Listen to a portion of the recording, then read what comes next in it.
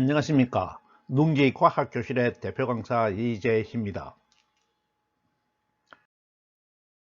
농기과학교실은 대학에서 전공 공부를 하기 전에 갖추어야 하는 자연현상에 대한 기본적인 지식을 논리적이고도 체계적으로 전달하면서 과학을 공부하는 데 필요한 수학도 기초부터 심화까지 차근차근 제공합니다. 오늘은 평면도형의 성질을 증명하기 전에 입체도형의 성질을 정리하고 가도록 하겠습니다.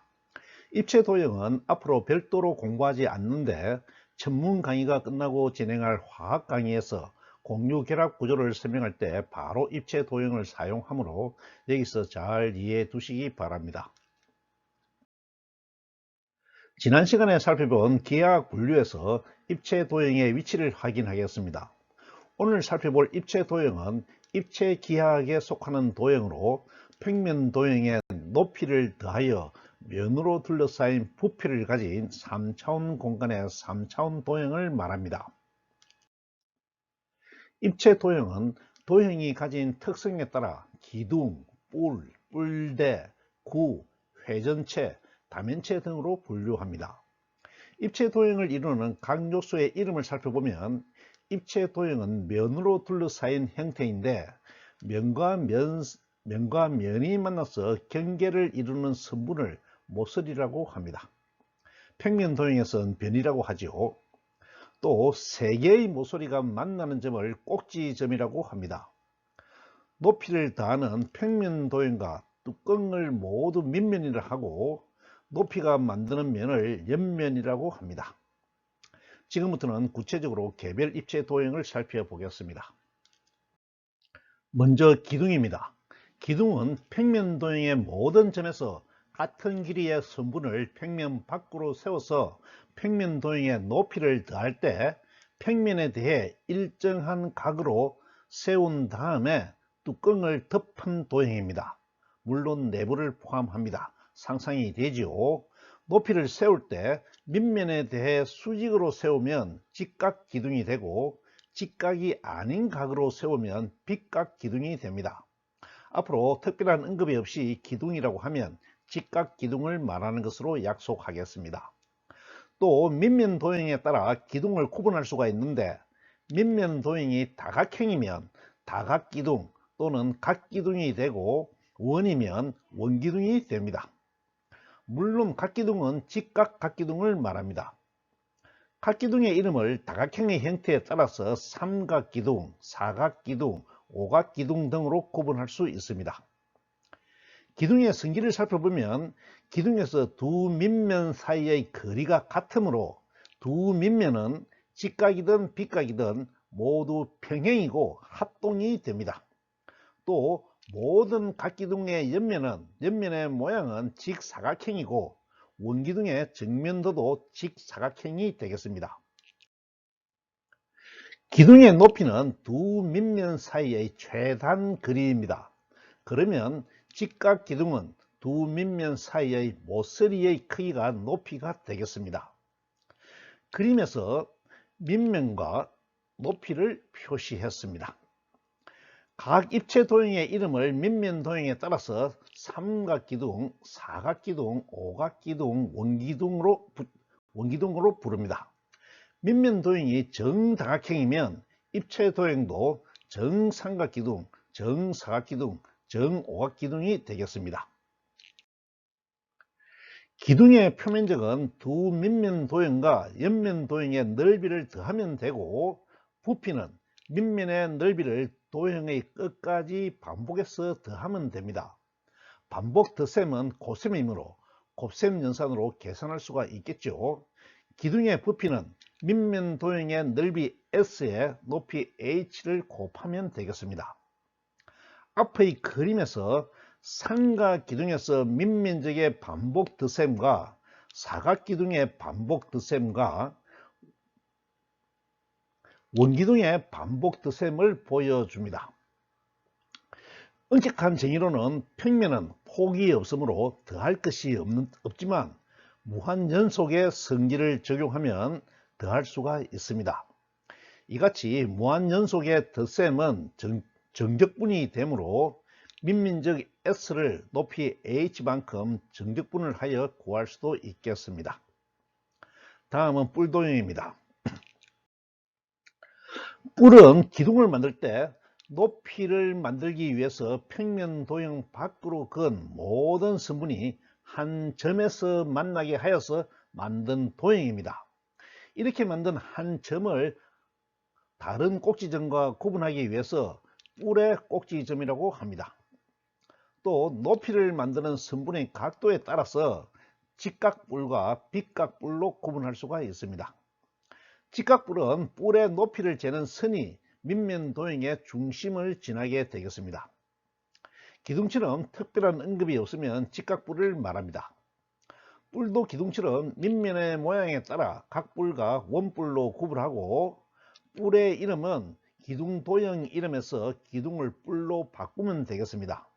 예를 들어서 밑면이 삼각형이면 삼각뿔, 정삼각형이면 정삼각뿔, 사각형이면 사각뿔, 정사각형이면 정사각뿔 등이 되겠습니다. 같은 뿔 두 개를 아래와 위로 붙여서 쌍뿔을 만들 수 있습니다. 쌍뿔의 이름은 뿔을 쌍뿔로 바꾸어서 삼각쌍뿔, 정사각쌍뿔처럼 부르면 되겠습니다. 각 뿔의 옆면의 모양은 삼각형이고 원뿔의 정면도도 삼각형입니다. 뿔의 높이는 뿔의 꼭지점에서 밑면에 그은 최단 거리입니다. 그림을 보겠습니다. 앞에서부터 삼각뿔, 사각뿔, 오각뿔, 원뿔입니다. 뿔의 높이는 꼭지점에서 밑면에 내린 수선의 발까지의 거리가 되겠습니다. 마지막 그림은 같은 뿔 두 개를 아래 위로 붙여서 만든 쌍뿔로 사각뿔 두 개가 붙은 사각상뿔입니다. 뒤에서 살펴보겠습니다만 사각상뿔은 팔면체가 됩니다. 뿔의 표면적은 밑면과 옆면을 구성하는 평면 도형의 넓이를 모두 더하면 되겠습니다.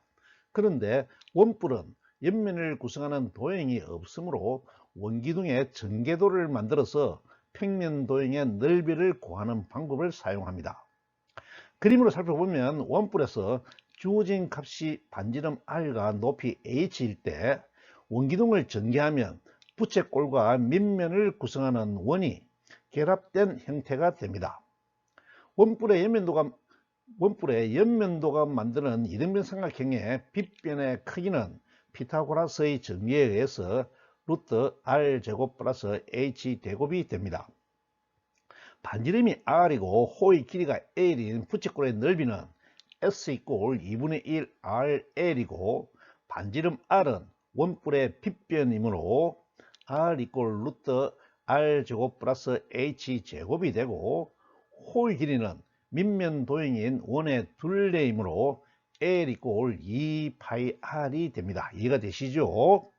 그러므로 원뿔의 표면적 S는 부채꼴과 원의 면적을 더한 것이므로 R과 L의 값을 대입하면 S는 2분의 1 루트 R제곱 플러스 H제곱 곱하기 2πr 더하기 πr 제곱이 됩니다. 뒤에 πr 제곱은 원의 넓이고 2πr은 호의 길이죠. 계산을 하면 S는 πr 루트 r제곱 플러스 h제곱 플러스 πr 제곱이 되겠습니다. 이 식은 외우는 것이 아니고 필요할 때마다 논리적으로 생각하여 구하면 됩니다. 이번에는 뿔의 부피를 구해 보겠습니다. 뿔의 부피는 뿔의 형태에 따라 직접 구하는 것이 매우 어려워질 수 있습니다. 기본적으로 도형을 수식으로 나타내고 정적분을 적용하면 어떠한 입체 도형이든 부피를 구할 수가 있는데 여기서는 간단한 형태의 뿔 부피만 살펴보겠습니다. 일반적으로 뿔의 부피는 기둥의 부피의 3분의 1이 되는데 직각 기둥이든 빗각 기둥이든 모두 성립합니다. 무한연속의 성질이 적용되는 것이죠. 이 명제에 대한 증명은 정적분으로 할 수 있지만 여기서는 생략하겠습니다. 밑면적이 S로 알려져 있고 높이가 H인 기둥의 부피는 V 이꼴 SH이므로 뿔의 부피는 V 이꼴 3분의 1 SH가 되겠습니다. 각 뿔의 밑면적을 구하는 방법은 평면 도형에서 배우게 되는데 각각의 도형에 대한 부피를 구하는 식을 적어 보겠습니다.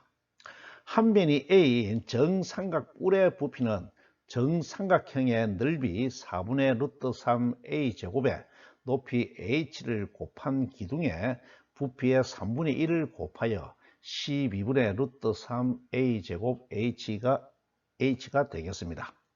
두 변이 AB인 직사각뿔의 부피는 같은 개념을 적용하면 V 꼴 AB 면적이죠. 면적 곱하기 높이 H 곱하기 3분의 1은 3분의 1 AB H가 되고 한 변이 A인 정사각뿔의 부피는 V 꼴 A 제곱 H 곱하기 3분의 1은 3분의 1 A 제곱 H가 되겠습니다.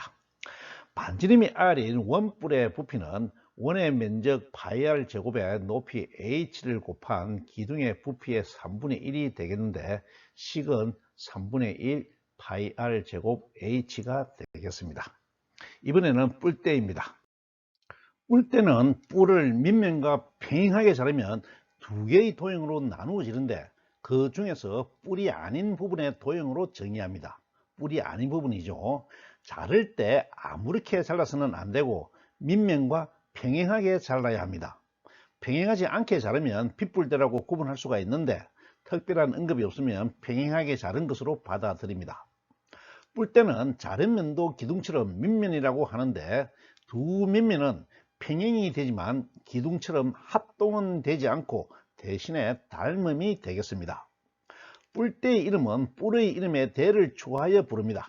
예를 들어 삼각뿔대, 사각뿔대, 원뿔대 등입니다. 뿔대의 높이는 기둥처럼 두 밑면 사이의 최단 거리가 되겠습니다. 그림을 보겠습니다. 앞에서부터 삼각뿔대, 사각뿔대, 오각뿔대, 원뿔대입니다. 높이는 두 밑면 사이의 최단 거리로 표시됩니다. 그림에서 뿔을 밑면과 평행이 되게 절단하여 두 밑면이 닮음 도형인 것을 확인할 수가 있겠습니다. 각 뿔대의 옆면은 사다리꼴이고 원뿔대의 정면도도 사다리꼴입니다. 이해가 되시죠? 뿔대의 부피는 전체 뿔의 부피에서 뿔대가 아닌 뿌린 부분이죠. 뿌린 부분의 부피를 빼면 됩니다. 뿔의 부피는 구할 수가 있으므로 전체 뿔 부피에서 제외된 뿔의 부피를 빼면 남아있는 뿔대의 부피가 된다는 것이죠. 이번에는 구입니다. 구는 3차원 공간에서 한 점에서 일정한 거리에 있는 점의 자치로 정의하지요.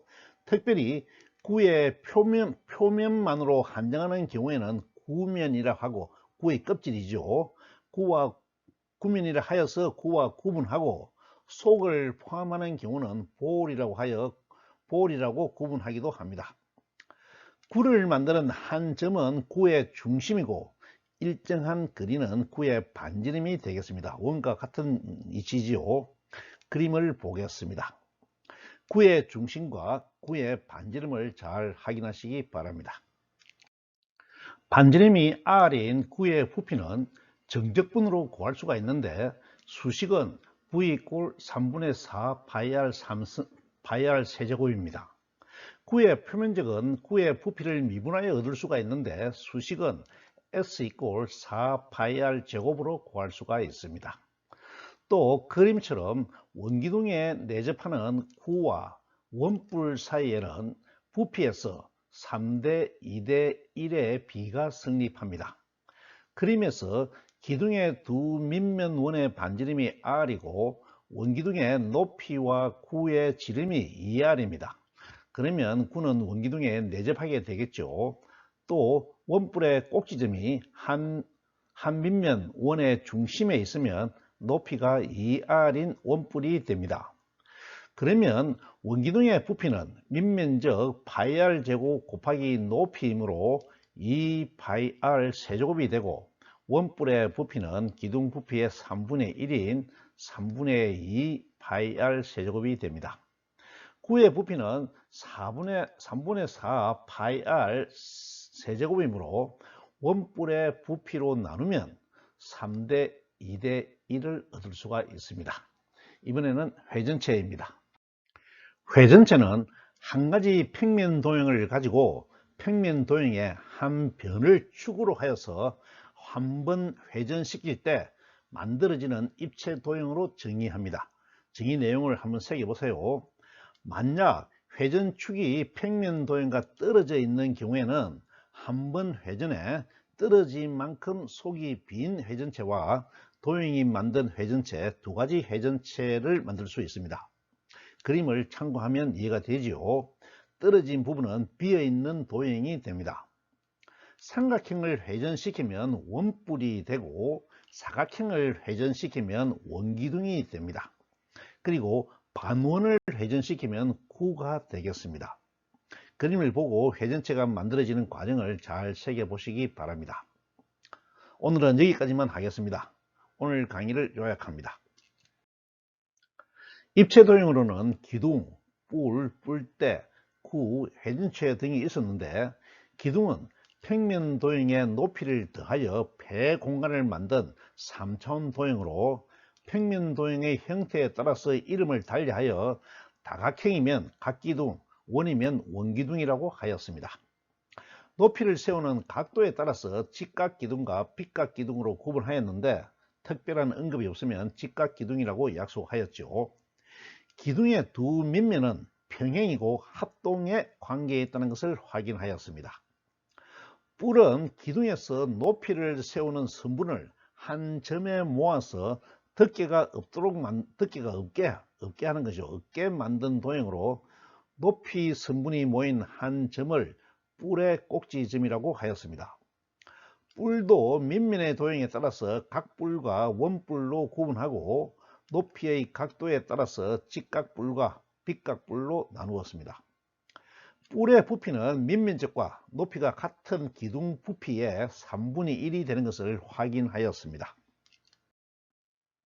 뿔대는 뿔을 밑면에 평행하게 자른 후 뿔이 아닌 부분의 도형으로 정의하였는데 뿔대의 두 밑면은 평행하고 닮음의 관계에 있다는 것을 확인하였습니다. 뿔대의 이름은 뿔의 이름 뒤에 대를 붙여서 각뿔대, 원뿔대, 직각뿔대, 빗각뿔대 등으로 구분하였습니다. 뿔대의 높이는 두 밑면 사이의 최단 거리로 정하였습니다. 구는 아주 중요한 입체 도형으로 중심점에서 같은 길이의 반지름을 가진 점들의 좌치가 만든 도형으로 정의하였는데 구의 껍질은 구면이라 하고 속이 찬 구는 볼이라고 구분하였습니다. 반지름이 r인 구의 부피는 3분의 4 파이 r 세제곱으로 구하였고 표면적은 부피를 미분하여서 4파이 r 제곱으로 구하였습니다. 다음 시간에는 입체 도형 중에서 다면체를 살펴보겠습니다. 특히 5가지 정다면체를 집중적으로 알아보겠습니다. 오늘 강의는 이것으로 마칩니다. 감사합니다.